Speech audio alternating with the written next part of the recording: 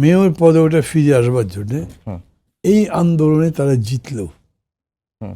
এটা একটা বড় জিনিস।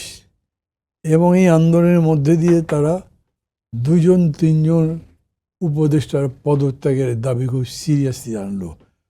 তার মানে সরকারের প্রতিও, সরকারি উপদেষ্টাদের প্রতিও সরাসরি আক্রমণ করেছে।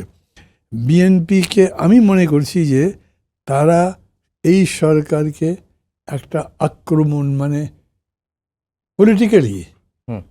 এটা করছে তারা, এবং সেটা করবারই কথা। যেহেতু তারা বড় দল এবং এই সিটি কর্পোরেশনের ব্যাপারে তাদের বক্তব্যের পেছনে যুক্তি আছে, তারা সেটা করেছে।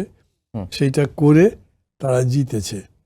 এবং এর মধ্যে যতদূর সম্ভব বিএনপি রিজনেবল বিহেভিয়ার করেছে আমি বলবো। এর আগে কিন্তু করেনি। হুম। 5 তারিখের পর থেকে দীর্ঘ সময় ধরে বিএনপি একটু গাড়ি জোর করেছে। কোথাও কোথাও চাঁদাবাজির অভিযোগ আছে, হুম। কোথাও কোথাও মানে দখলদারিত্বের অভিযোগ আছে।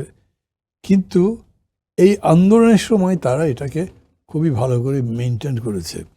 তো এইটাও একটা আমি মনে করি যে ভালো জিনিস করেছে। তারা যদি এটা দেখাতে পারে যে আমরা আন্দোলন করছি কিন্তু রেসপন্সিবল আন্দোলন করছি, তোমরা আমাদের উপর আস্থা রাখতে পারো, এইটা তাদের জন্য খুব দরকার। পারবে কি পারবে না জানি না, কারণ এই একটা ঘটনার উপরেই তো সব কিছু হবে না। আরও তো অনেকগুলো ঘটনা আসবে, সেগুলো দেখে তখন তারা বলবে। আর সামগ্রিকভাবে যদি তারা মানে আন্দোলন করে দলকে এগিয়ে নিতে চায়, এবং যারা যারা তাদের প্রতিদ্বন্দ্বী মনে করছিল কিন্তু এখন প্রতিদ্বন্দ্বী মনে করা যাচ্ছে না, মানে আমি বলি মানে এরকম একটা ভাব হয়েছিল বিএনপি ভোট টোট পাবে না, ওদের ভোট কমে গেছে।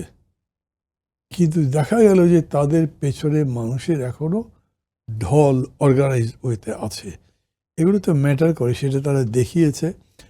এবং এইটা সম্ভবত তারা ধরে রাখবে, আরও বাড়াবে। এইটা যদি হয় তো ন্যাচারালি সামগ্রিক আন্দোলনটাকে তারা তাদের গ্রিপে রেখে সংস্কারই বলেন বা অন্য যাই বলেন সেই দিকে